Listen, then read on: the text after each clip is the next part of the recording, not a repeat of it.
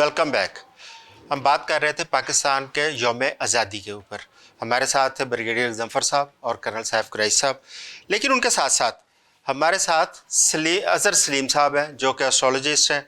उनके साथ भी बात कर रहे हैं। उन्होंने बड़ी इंपॉर्टेंट पेशेनगोई की थी अपने इल्म नजूम की रोशनी में कि पाकिस्तान का जो सियासी निज़ाम है उसमें तब्दीली वो देख रहे हैं इस साल के अंदर अंदर।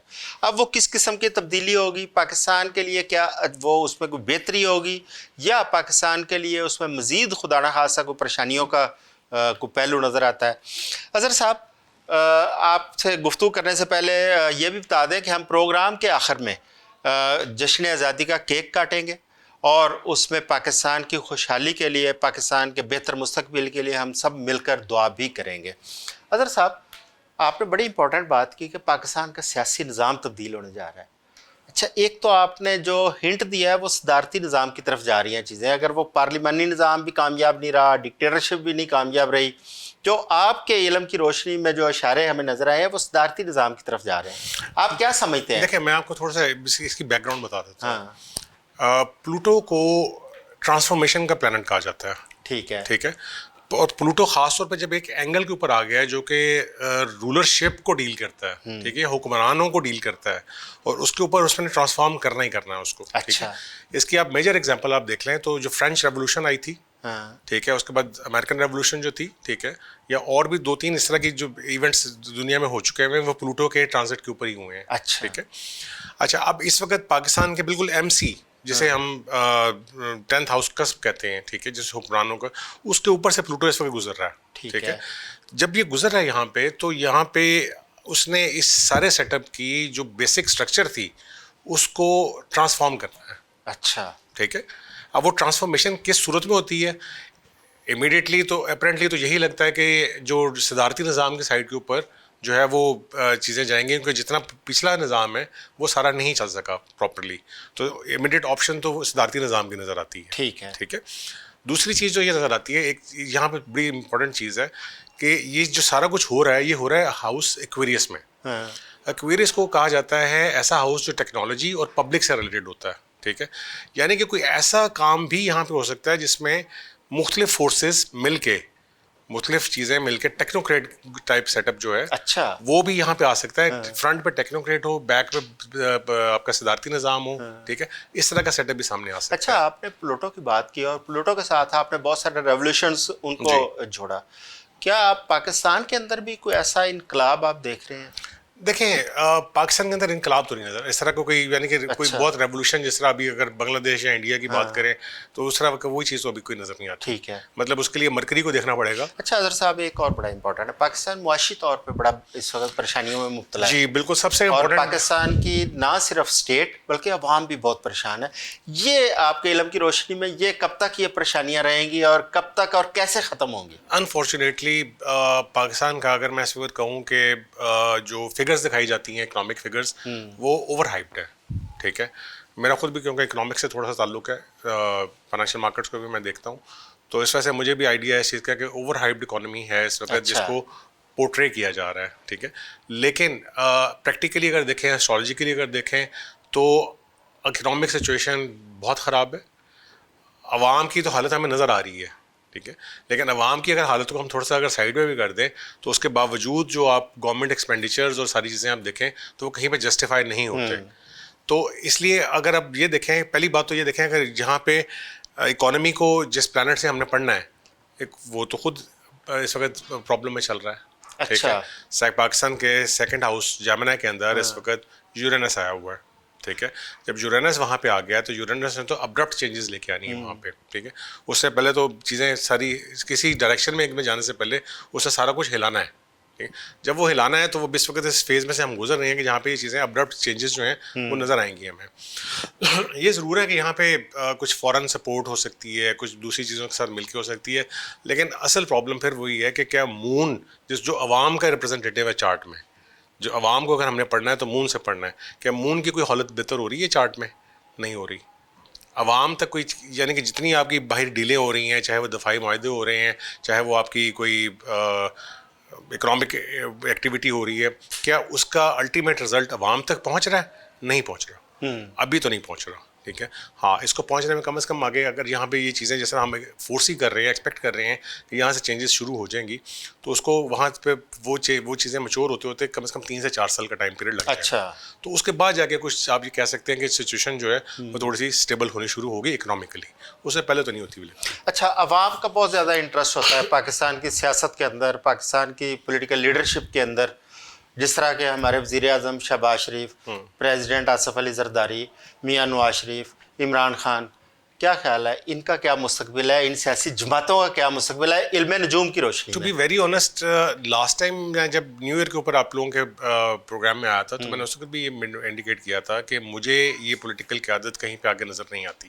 اچھا, ٹھیک ہے, اس میں آپ چاہے جن کے نام لیے آپ نے ان کو لے لیں, یا اس وقت جو ان کے سکسیسرز ہیں ان کو آپ لے لیں. بلاول صاحب ہو گئے, مریم صاحبہ ہو گئی, مجھے وہ نظر نہیں آتے آگے چل کے. ٹھیک ہے, تو اس لیے میں نے بات کی کہ جو ایک نیا سیٹ اپ جو اگر جس کی طرف ہم جا سکتے ہیں تو وہ it is very much likely کہ it could be a technocratic set up. اچھا, ایک تو یہ ہو گیا چلے پولیٹیکل. دوسرا, پاکستان اس وقت بہت زیادہ دہشت گردی کا مسائل کا شکار ہے. پاکستان کے اندر بہت بلڈ شیڈ ہو رہا ہے, پاکستان بہت ساری شہادتیں ہو رہی ہیں اور دہشت گردی کے حملے. اس کا کیا ہے کہ یہ کب تک یہ پرولونگ کریں گے اور کیسے سیٹل ہوں گے؟ دیکھیں یہ والا سال جو ہے اسٹرالوجیکلی اگر ہم بات کریں تو اسٹرالوجیکلی جو نارملی جو ایئر اسٹارٹ ہوتا ہے وہ مارچ سے اسٹارٹ ہوتا ہے, 21 مارچ سے 21 مارچ تک. ٹھیک ہے, لیکن اگر ہم پلانیٹری اسپیکٹس کی بات کریں تو جوپیٹر جو ہے ابھی 30 جون کو لیو میں انٹر ہوا اور یہ اگلے سال سپٹمبر تک یہ لیو میں اندر ہے. ٹھیک ہے, تو یہ جو ٹائم پیریڈ ہے اس کے اندر یہ چیزیں آپ کو تھوڑی سی فیس کرنی پڑیں گی. ٹھیک ہے, ٹھیک ہے, کیونکہ آپ کے اگر جو پاکستان کا جو لیو ہے اس کے اندر 4 پلانٹس جو ہیں وہ پہلے ہی میلیفک بیٹھے ہوئے ہیں. جب جوپیٹر ان کو اوپر سے کراس کر رہا ہے اور وہ ہے بھی 4th ہاؤس. ٹھیک ہے, تو وہ آپ کے ڈائریکشن بھی وہی آ جاتی ہے جہاں پہ یہ ساری پرابلمس آپ کو بلوچستان سائڈ کے اوپر, افغانستان سائڈ کے اوپر, مغرب سائڈ, ہاں جی وہ سائڈ وہی ڈائریکشن آ جاتی ہے. تو وہ آپ کو وہ چیزیں فیس کرنی پڑ رہی ہیں. تو یہ سال کے اینڈ تک تو یہ چیزیں فیس کرنی پڑیں گی. تو اس کے بعد جا کے یہ چیزیں ایسا ایسا بہتر ہو جائیں گی. اچھا, دوسرا لیکن یہاں پہ ایک چیز میں بتا دوں, ہم بات تو پاکستان کے ذائچے کی کر رہے ہیں لیکن میں یہاں پہ تھوڑا سا انڈیا کے ذائچے کو بات کرنا چاہوں گا. میں ادھر ہی آ رہا تھا کیونکہ ہمیں بار بار انڈیا کی جانب سے جارحیت, جنگیں, اس کو فیس کرنا پڑتا ہے. کیا مستقبل میں اندر بھی آپ کو ایسا نظر آ رہا ہے کہ انڈیا جو ہے وہ پاکستان کے اوپر کوئی ایسی جارحیت کر سکتا ہے؟ اچھا, میں آنیسٹلی اسپیکنگ مجھے ایسا کچھ نہیں لگتا کہ انڈیا کوئی پراپر جارحیت کر سکے. ٹھیک ہے, کیوں؟ کیونکہ انڈیا کے اپنا جس طرح پاکستان کے ایم سی کے اوپر میں کہہ رہا ہوں نا جو 10th ہاؤس کسپ ہے, انڈیا کے 4th ہاؤس کسپ کے اوپر سیٹرن اور پلوٹو کی کنجنکشن ہے بائی انڈیپینڈنس چارٹ. ٹھیک ہے, جو انوگریشن چارٹ ہوتا ہے اس میں, اس کے اوپر سے جب جوپیٹر نے گزرنا ہے تو وہ 4th ہاؤس ہوتا ہے کسی بھی کنٹری کی یونٹی کا. ٹھیک ہے, تو انڈیا میں تو خود وہ جو آزادی کی جو جدوجہد ہے وہ اس طرح کی اور چیزوں کے ساتھ مل کے جو ریاستیں ہیں مختلف وہ تو بڑھنے جا رہی ہے, تو ان کو اپنی انسرجنسی سے ٹائم نہیں ملتا. آخری سوال, اس وقت دنیا کے اندر جنگیں چھڑی ہوئی ہیں, خصوصاً ایران امریکہ جنگ, جس کی وجہ سے پوری دنیا پریشان ہے. ان جنگوں کا کب تک یہ جنگیں جاری رہیں گی, کب تک دنیا ان کو بھگتتی رہے گی؟ دیکھیں بینگ ریئلسٹک اگر آپ دیکھیں تو پچھلا کوئی بھی ٹائم فریم نکال لیں, ٹھیک ہے, سن 900 سے نکال لیں, سن 1000 سے نکال لیں, ہر وقت کہیں نہ کہیں کوئی نہ کوئی جنگ چلتی رہی. لیکن اس جنگ نے تو پوری دنیا کو لپیٹ میں لے رکھا ہے نا معاشی طور پر. معاشی طور پہ ٹھیک, وہ یہی بات ہے کہ اس وقت جو ٹائم فریم چل رہا ہے ہم یہ تو بالکل نہیں کہہ سکتے کہ ہم کسی ایسے ٹائم فریم کی طرف جا رہے ہیں کہ جو آگے شاید بہت گولڈن ایج اسٹارٹ ہو جائے گی. ٹھیک ہے, ہاں یہ ضرور ہے کہ یہ اس وقت جو پیک ٹائم جا رہا ہے یہ دسمبر تک کا پیک ہے. اچھا, ٹھیک ہے, یہ دسمبر 2026. کہ ایران امریکہ کی جنگ آپ دیکھ رہے ہیں کہ دسمبر تک چلے گی. مطلب یہ جھڑپیں, کبھی ڈس ایگریمنٹ, کبھی یہ چیزیں, کبھی ایگریمنٹ, یہ چیزیں دسمبر تک چلتی رہیں گی. 2026 پورا انہی میں جائے گا. ہاں جی, انہی میں جائے گا. ٹھیک ہے, ایک دفعہ ایک طرف نیوز آ گئی جی ایگریمنٹ ہو گیا, دوسری طرف نیوز آ گئی جو ختم ہو گیا ہے. تو یہ 2026 کا اینڈ تو یہیں تک اسی طرح ہوگا. ٹھیک ہے, اس میں آئل پرائزز بھی ڈسٹرب ہوں گی, اس میں باقی اکنامیکل چیزیں جو ہیں وہ بھی ڈسٹرب ہوں گی.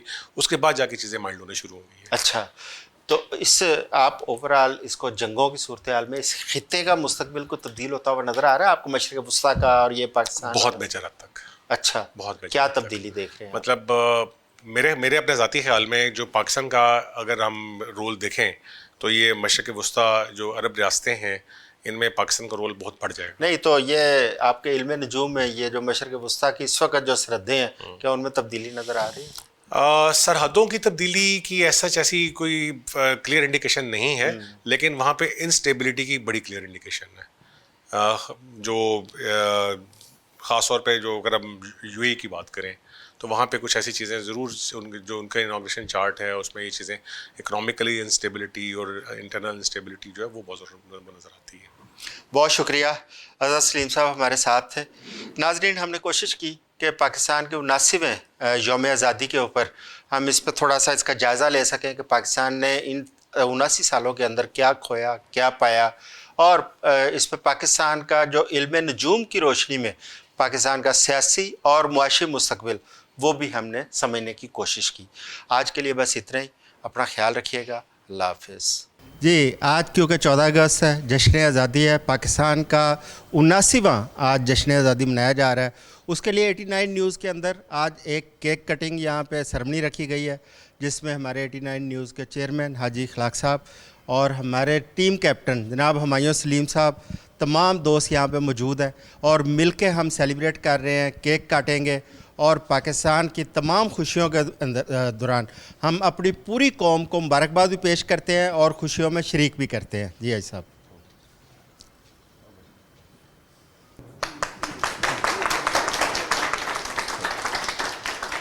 جی، ہماری طرف سے پوری قوم کو مبارک ہو، اور ہماری دعا ہے کہ پاکستان پھلتا پھولتا رہے، اور پاکستان آج جن مسائل کا شکار ہے اللہ تعالیٰ جلد از جلد پاکستان کے مسائل بھی ختم کرے، اور پاکستان میں ایک دفعہ پھر خوشیوں کا گہوارہ بنے پاکستان۔